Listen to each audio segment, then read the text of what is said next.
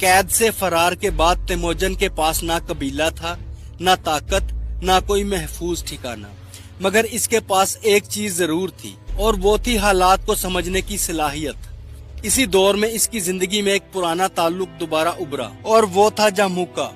जमूका और तेमोजन बचपन में खून के भाई बने थे, यानी मंगोल रिवायत के मुताबिक वो एक दूसरे से वफादारी का अहद कर चुके थे। मगर वक्त के साथ दोनों की सोच में जमीन आसमान का फर्क पैदा हो चुका था। जमूका एक ताकतवर और आला नस्ब कबीले से ताल्लुक रखता था। वो पुराने कबायली निजाम पर यकीन रखता था, जहां इक्तदार सिर्फ अशराफिया का हक समझा जाता था। इसके बरअक्स तेमोजन ने गुर्बत, भूख और धोखे में जिंदगी गुजारी थी, इसलिए वो इस निजाम को टूटा हुआ और जालिमाना समझता था। वो ये मानने लगा था कि क़यादत खून से नहीं बल्कि काबिलियत और वफादारी से मिलनी चाहिए।